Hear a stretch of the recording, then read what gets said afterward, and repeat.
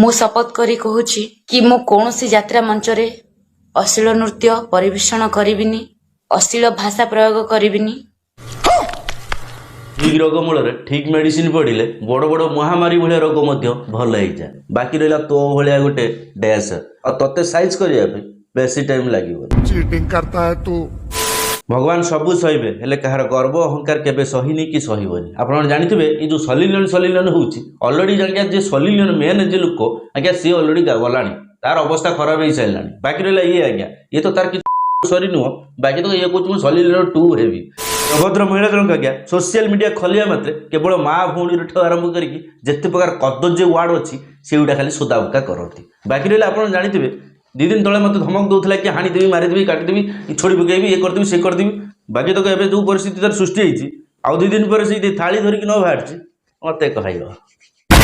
ଯଦି ସେ ଏଇଭଳିଆ ସୋସିଆଲ ମିଡ଼ିଆରେ ଭାଷା କହିବା ନ ବନ୍ଦ କରେ, ଯେଉଁ ବି ଯାତ୍ରା ପେଣ୍ଡାଲରେ ସେ ଚଢ଼ିବ ସେଠି ଜୋତା ମାଡ଼ ହେବାଟା ଫାଇନାଲ।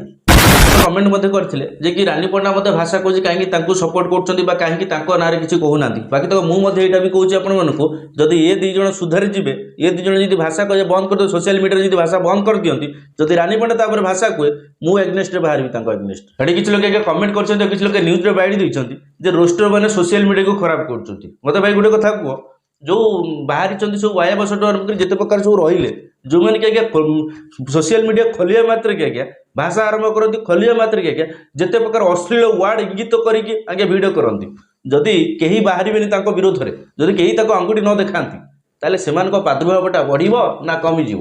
ଯଦି ଆମେ ବାହାରିକି ତାଙ୍କୁ ଦବେଇ ଦେଲୁ, ଯଦି ଆମେ ବାହାରିଲା ପରେ ସେମାନେ ବନ୍ଦ ହେଇଯାଉଛନ୍ତି, ତ ରୋଷ୍ଟର କ'ଣ କଲା ଆପଣଙ୍କର? ये बड़ी अच्छी बात कही आप। तो आज भिडियो आपको देखी रोस्टिंग पावर कौन, आज भिडियो आपको देखी लोक मान पावर कौन। कारण ये लोक मैंने आपको चाहिए गादी में बसईदे, ये लोक मैंने चाहिए आपको थाल धरिकी भिक मगे। बहुत बड़ बड़ महारथी रोस्ट मध्यम साइज होती। बाकी तक एत जन का भिडियो पूरा संभव नुह। बाकी तक रिसेंट 3 जन का पूरे जड़े है। चलो तो भिडियो देखिए, भिडियो देखिए प्रथम भाई को चैनल को सब्सक्राइब कर दिखाँ, जो मैंने सब्सक्राइब करना करके रखी दिंतु, घंटी button bell icon all button दबाई था। लोक तो आप जानते सब आगे लोक रोषर शिकार हुए कहीं ना आगे जो बाइट देवाई आसती, जो कौन कथा कहते आगे गंजेई धपे मारिकी कथा कहते, जो आगे पागला भाया कथा कहते। ये 2 दिन तले से कौन कहते आप भलसे जानते। जगन्नाथ ओडिशार जगन्नाथ होचंदी नवीन बाबू। अयो दैतरी बाबू जगन्नाथ को आप कौन भाई माने जगन्नाथ को नहीं कि गोटे मनीष सहित तुलना कर माने जगन्नाथ एमती कौन हो गले कि आप पंडा ब्राह्मण जड़े, आप ब्राह्मण कूल जन्म आपंकर आम ठार ब्राह्मण मानकर पूजा पद्धति और ठाकुर नॉलेज बेसी रुए नहीं जे माड करी अवस्थार ना या गोटे आगे स्पेशल ट्रिटमेंट दरकार था, जो कि आगे लोक मैंने या भलसे धोई जो भी यात्रा पेंडल चढ़ी था बहे सेकी था। बाकी तक से जानी सारा जो मो औकात कौन, मुझे भूल न मागिबी वाइदर मते लोक यात्रा पेंडल चढ़ई देवे, लास्ट मत भिक मागे पड़ो। कहितबा कथा जदि आपण मानक दुख दी थाए सेति पई मो दुखित मर्माहत। शुणु पंडा जानी शुणी जोड़ा कराए से भूल कहुनि, से गालुआमी कहुए। आपंकर गालुआमी गालुआ मेडिसिन अच्छी, दयाकोरी जदि नेक्स्ट टाइम ये भूल हुए आउ क्षमार ना आज्ञा डायरेक्ट पेला हो। बाकी तो आउ जन जानते जो कमेडियन आज्ञा धौली गणनाट्यर कमेडियन आज्ञा ता ना हूँ कौन गुरु पृष्टि जानते कौ भाव में गालुआमी देखा आज्ञा टंके साहय कर औकात नहीं। बाकी तक जी आसिक साहय कला रानी पंडा विरोध में आसिक बाइट देवाक पड़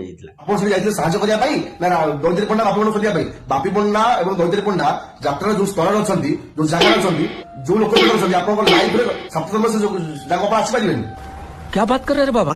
बाकी तो ये वीडियो पोस्ट हवा मात्र आज्ञा या पेलिवा स्टार्ट होता, जो आज्ञा ये संभाली पारिनी। ये भी जानी जाता मो औकात कौन, जदि मु लोकों पाखे जाकि भूल न मागिबी देन मते कौ स्टेज रे चढ़ई देबेनी कि मते मो रोजी रोटी मते मिलबनी कि मु खाया पाइबेनी, भिक मागिया पड़ो।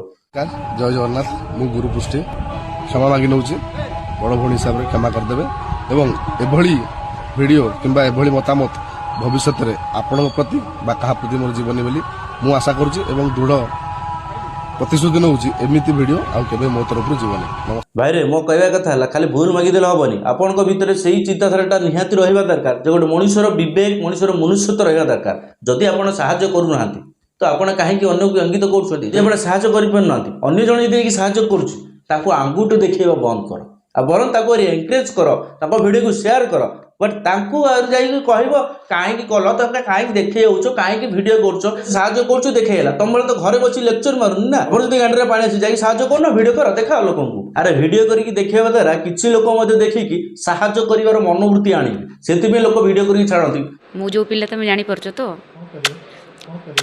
फाड़े देखे देखी ये हूँ आज्ञा समस्त यहाँ दीवाना निज शरीर को नहीं निजक एत गर्व करती आज्ञा हई रे आउ 2टा वर्ष अपेक्षा कर तो शरीर रही एमती तो गंजेई टाणी तो अवस्था जहाँ है बाकी तो यही शरीर को नहीं तोर जो देखा नहीं तू छोड़ी हो लोक मैंने सचेतन हो तो सलिलियन रूप देखापी आउ लोकर इंटरेस्ट ना एवं जो भी पांडाल चढ़ी सलिलियन रूप देखू खोलिकी देखू से जोतारे जोतारे माड़ हम बेसी दिन नुआ 2टा दिन अपेक्षा करूँ जदि कुकुर भाई आसिक न भूल मागी मत कहे आ गए झापिड़ी अच्छी आप जानते रानी प्रियदर्शिनी जहाँ गोटे स्पेशल ट्रिटमेंट सहित स्पेशल भिडियो आसी तो रही भल था समस्ते जय जगन्नाथ।